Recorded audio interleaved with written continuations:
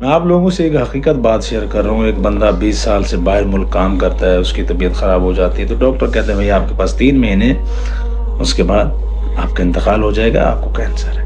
باپ گھر آ گیا, کچھ دن رہا, بچے وہ پروٹوکول باپ کو نہیں دے رہے تھے, ماں بیوی صحیح طریقے سے بات نہیں کر رہی تھی, منہ بنا رہے تھے. اس بندے نے کہا یار ساری زندگی میں نے وہاں کام کیا, اب میں آیا ہوں تو میں نے کہا میری طبیعت خراب ہے, میں کام نہیں کر سکتا. تو بچوں نے, بیوی کا رویہ چینج ہو گیا, بچوں کا رویہ چینج ہو گیا, کہ میں ان کے لیے بس وہی مزدور, پیسہ کماؤ ان کو دوں, یہ خوش ہیں. ایک دن رات کو سویا ہوا تھا, بارش ہوگی فل تیز, ساتھ والے گھر سے بھی آوازیں آ رہی تھی برتنوں کی. دروازہ کھٹکھٹایا تو بھابھی نے دیکھا, بچے بھاگ کر آ گئے, چاچو آ گیا, اس کو گلے لگا لیا.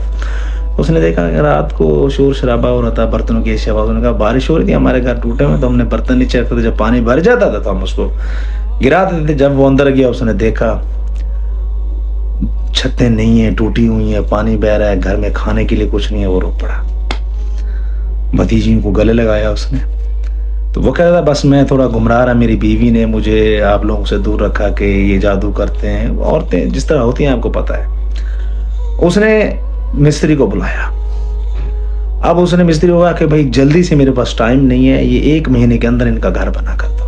اب اس نے کہا زندہ تو میں نے رہنا نہیں ہے, تو ان بچوں کے لیے کچھ کر, جو میرے بھائی کے بچے ہیں.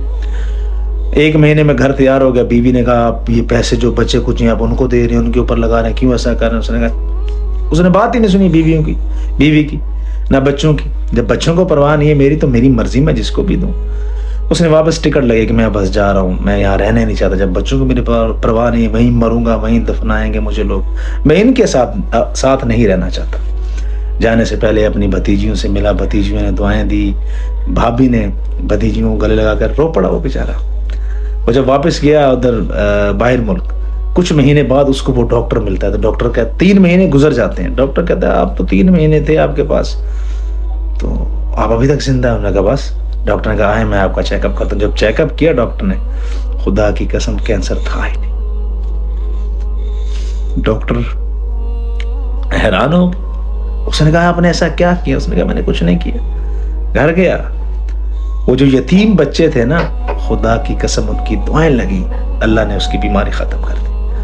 آج کل جو بچے یتیم ہوتے ہیں ان کے سر پر ہاتھ رکھا کرو, یتیموں کی دعائیں بہت لگتی ہیں. لیکن ہم کیا کرتے ہیں, ہم ان سے صحیح طریقے سے بات نہیں کرتے.